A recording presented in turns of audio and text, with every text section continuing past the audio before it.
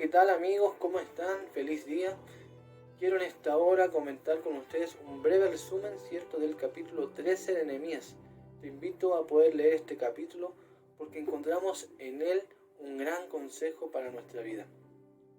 El profeta Nehemías se encuentra con tres grandes problemas en este capítulo que básicamente pasaba por falta de espiritualidad del pueblo, falta de consejo y de consulta a nuestro Dios, y de poder saber también sobre la ley de nuestro Dios, que es lo que Dios demandaba también para ellos.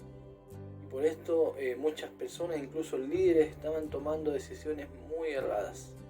El primer problema que encontrábamos en este capítulo es que el pueblo, ¿cierto?, estaba unido en yugo desigual con ciertos extranjeros que la ley de Moisés prohibía, ¿cierto?, que estos ingresaran en la congregación.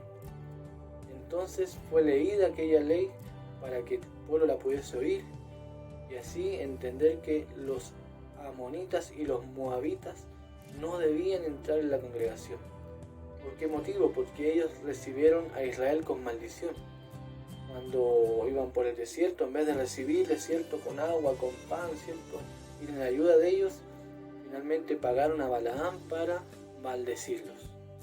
Por fortuna Dios convirtió esa maldición en bendición para Israel porque era su pueblo escogido.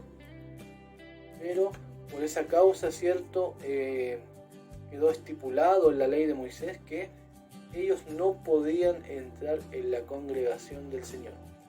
¿Ya? Y aquí encontramos el primer problema porque muchos estaban unidos a estos extranjeros en yugo desigual con ellos. Ya habían contraído matrimonio y todo, incluso con ellos.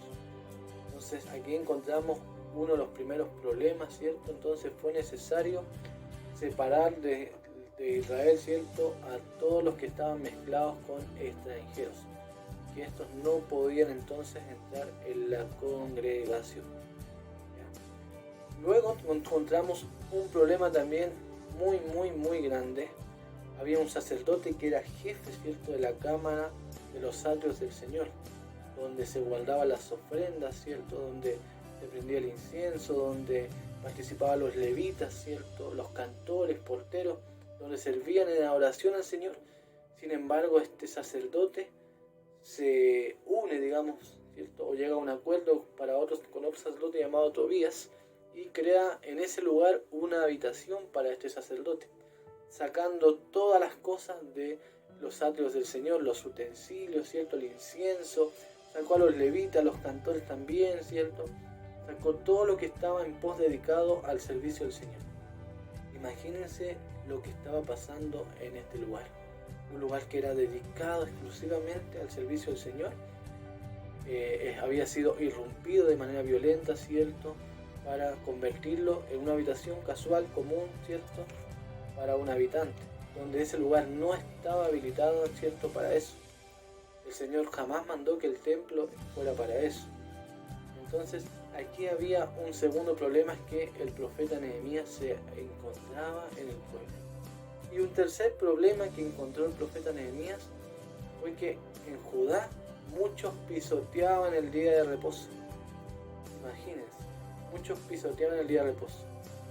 Pisaban el lagar, ¿cierto?, para convertirlo en vino, y cargaban los asnos, ¿cierto?, con vino, con uva y con todo tipo de mercadería, y lo traían a Jerusalén para venderlo en el día de reposo. Un día que estaba obligadamente, o decirlo así, estaba estipulado, ¿cierto?, para la oración al Señor, para el reposo.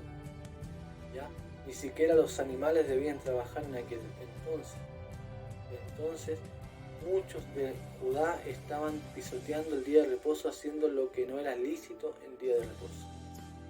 Uno de ellos, ¿cierto?, era que no se podía trabajar, tampoco se podía comprar ni se podía vender, tampoco podían trabajar los animales que tú tuvieras. Sin embargo, ellos pisoteaban el día de reposo haciendo todo este tipo de cosas. Entonces fue necesario que Nehemías tomara riendas entonces de esto.